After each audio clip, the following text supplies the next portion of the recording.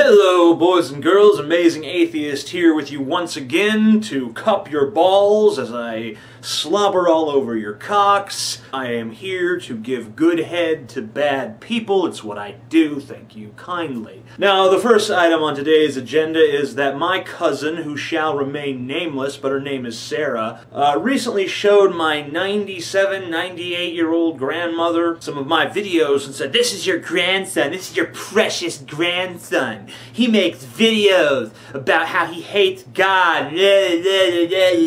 And she did this to curry favor with the old woman. This girl lives right next to my grandmother and treats my grandmother like shit. I live a country away, and I've tried to always treat her well and treat her nicely, and because of that, my grandmother naturally likes me better, and that got under Sarah's skin, and so she said, "Well, look at this, your precious TJ on YouTube talking bad about God." Well, you know what, Sarah? Thank you very much for showing someone my videos. I really appreciate the views, but in this instance, Sarah, I gotta say, fuck you. And yes, that's a personal matter of no interest or consequence to anyone but me, but it's my fucking channel. Thank you kindly. Now, I was on a road trip recently. I noticed a few things on the road that were kind of distressing, but mostly just amusing. The first thing I noticed is that there are plenty of sites on the road that you come across, road construction sites. And you see the big signs, 2 or 3 miles before, "Construction zone ahead, speeding fines doubled when workers are in the area." You just go through these miles and miles of cones and those big water-filled tower-shaped things. You know, all this orange and flashing lights and nobody working on the road. You don't see anyone until 3 or 4 miles into the cones. There's a lone construction worker in a yellow hard hat just kind of standing around picking his nose and waving at the people as they pass him by. "Yep, I'm the one that delayed you." Another thing I dislike is these signs that I kept seeing on the road that said, "Move crashed vehicles from lanes." Okay, first of all, yeah, that is the law. If there is a crashed vehicle, you get it out of the way of traffic. Not only is that the law, that's just kind of common fucking sense, but why does this need to be a sign? Like, every time I see this sign, I tense up, because I start to think, well, why does that need to be there? Are there more crashes on this road than on most roads? Why is that sign there? Another problem with the road is if you're ever driving on a really desolate road in the middle of the country, and it's dark out, all you can see is the road. Trees to the left of you, trees to the right, but they're all just blackness. The only thing you can see is what's in your headlights, and that's the road. So you got a black sky, black trees on both sides, a black road with white lines in it. And it has this hypnotizing effect. The little white lines actually start to look like sheep jumping over a fence, and you can kind of see them. So of course you start to get tired.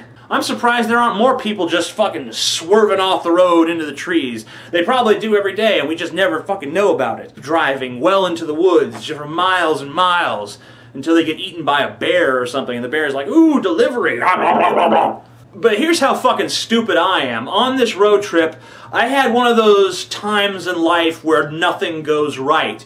I go to this gas station, I pull in at pump 9, I walk inside the gas station, I tell them $20 on pump 9, I walk outside, the woman at the counter stops me and says, "Sir, are these your keys?"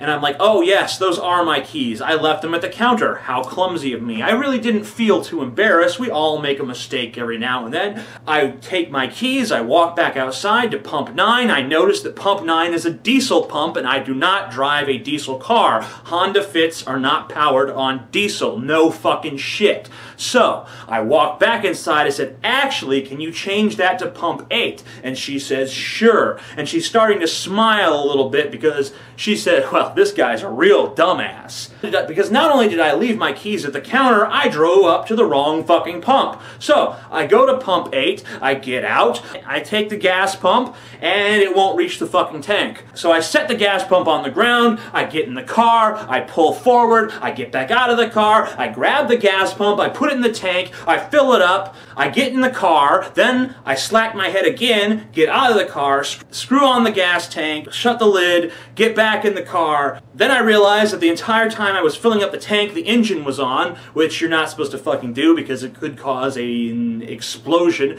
So then I pulled out, I missed the entrance ramp, I turned around, I got on the entrance ramp, I got on the freeway, I started eating my Cheetos. I couldn't now... Eating Cheetos in my car is a very difficult procedure because I'm such a big guy that I cannot close my legs around the bag and hold them that way. And I can't obviously hold the bag with one hand and eat with the other because I have to have at least one hand on the steering wheel. So the only solution I could come up with is to dump the Cheetos into my mouth in this fashion. Imagine this pin as a Cheeto. I ended up with one Cheeto like right here. And I was trying to suck it in, like... trying to slurp it like a spaghetti noodle. And the Cheeto wasn't fucking having it. And finally, it started to fall. Ha! And of course, my instant reaction when it started to fall was to try to grab it. Which means I let go of the wheel, which means my car veered to the left. And I hit those little drunk bumps that they have on the side of the road. It was not fun. So I nearly died because apparently my subconscious mind values a Cheeto more than its own fucking existence. Not fun, folks. I hate fucking road trips. I hate them.